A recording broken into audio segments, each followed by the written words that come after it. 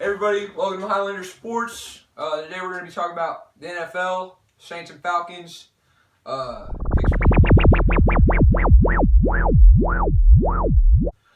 we're back. Alright, so I've got some thoughts still very fresh in my head from last night. That game made me sick. I mean, it's no secret, me and Cole are Saints fans. Cole wasn't able to catch the game last night due to work, but he was there in spirit for sure. And me watching it, I was sickened. Honestly, I'm not putting that L on the New Orleans Saints.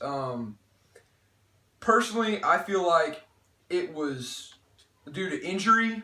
Well, that was our first problem. We had 7 injuries in that game. 7 injuries. Alvin Kamara went out in the first drive. Mark Ingram was playing with an injury as well. Mark Ingram was playing with a toe injury. And we were on our third string left guard by the end of the night. Oh, my God. It was insane. I mean, you want to talk about Thursday Night Football. It is rough. And then the refs were calling.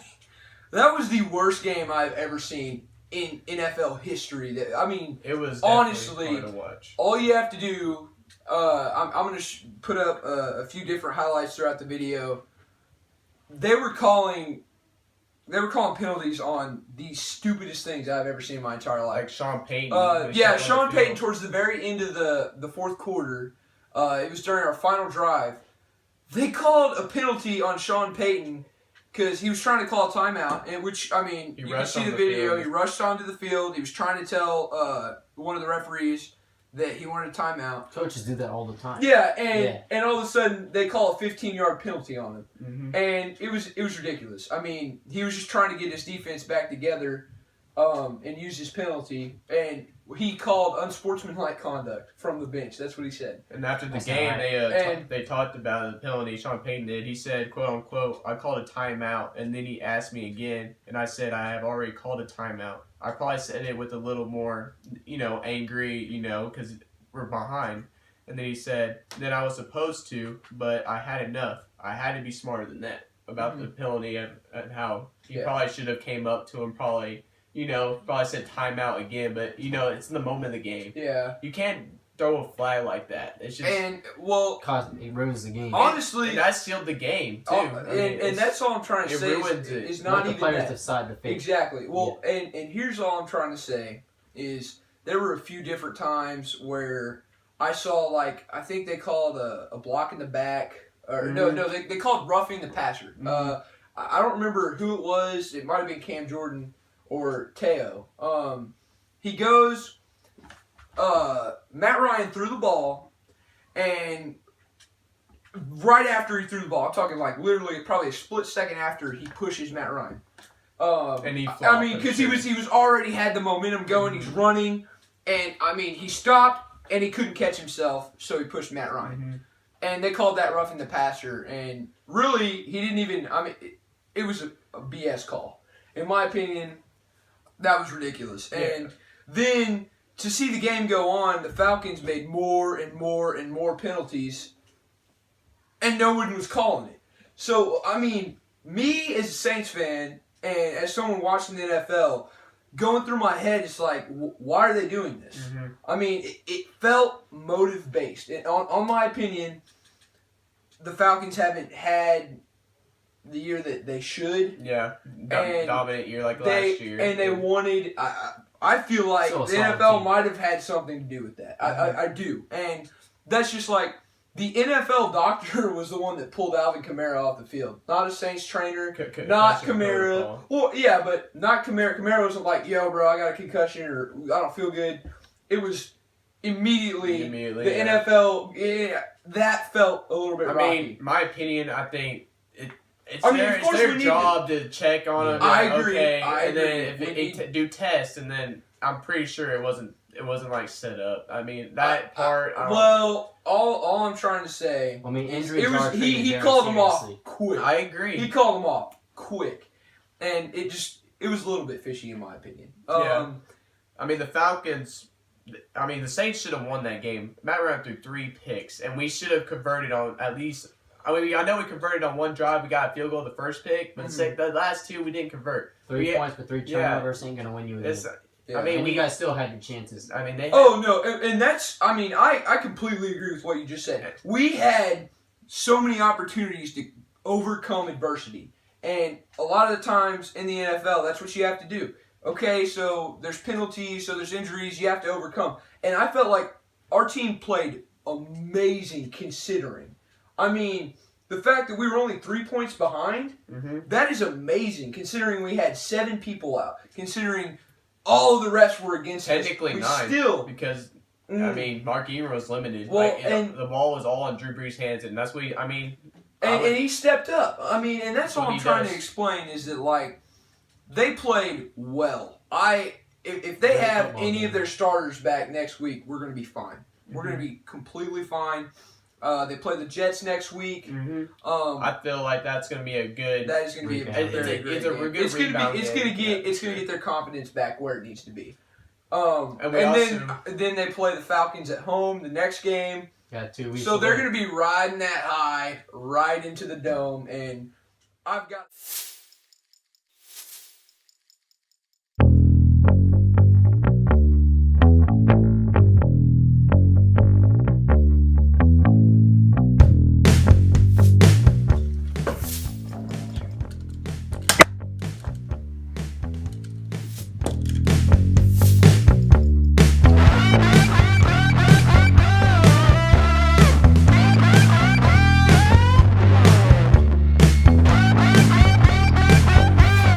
Sorry about that break. Cole's got something else to say now about the Saints. I feel like the Saints are gonna win out. Like, just win out the season. That game, but we lost. Even though I believe as well the refs were calling ridiculous calls. I mean, that should never happen. That game disgusted me with those. I agree. It was rough, but at the same time, Falcons deserved the win. They played tough defense. What I saw out there, they played very tough, and as I watched the game, they're very motivated. But that Falcons offense has nothing to be proud of at all. I agree. Their defense was. They threw 3 picks. Matt Ryan needs to be actually ashamed of himself after that game. And here's the thing. Pick another receiver. He threw to Julio Jones all night. I mean, normally it's not a bad thing to do. No, it's not. But just because he's the most reliable receiver, if he's in coverage, don't expect him to be a miracle. He only been thrown 3 times. Huh? He's only been thrown 3 times. Yeah, it was ridiculous. I mean, he threw. Marshawn Lattimore did a great job, especially considering he's a rookie. He got his pick too. He picked. He read that perfectly. That's another call I want to talk about. So right before halftime in that game, the Saints intercepted that Falcons ball. Marshawn Lattimore. I don't remember how long the kick was. I think they said it was a 47-yarder or 52. something. No, it was going to be a 52. Oh, yeah. It was a 47-yarder, I think. And then we went to kick the ball. Got it through the uprights, no problem. Then they call a penalty again. Illegal position. Yeah, they said illegal positioning. One of our guys wasn't on the line of scrimmage. Which, okay, call. Let us kick the ball again. They didn't let us kick the ball again. They didn't let us do anything. They said, considering that penalty, we're just going to go straight to halftime. They didn't even let us kick the ball again. We would have been 3 points up. Though.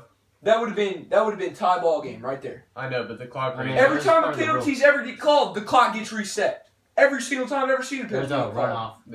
I'm just saying, like, reset the clock. That was some BS, in my opinion.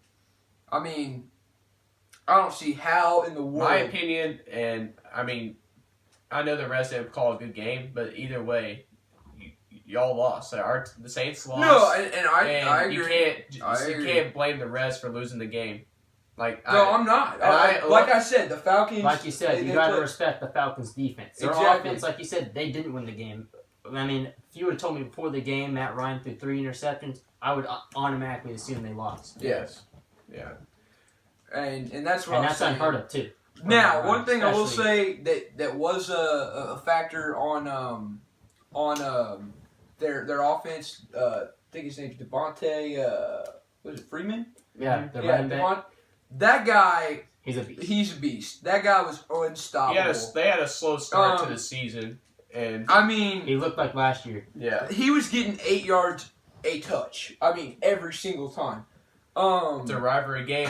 You have to show up and play. And it's a tough game. I do respect that kid. That kid did very, very well.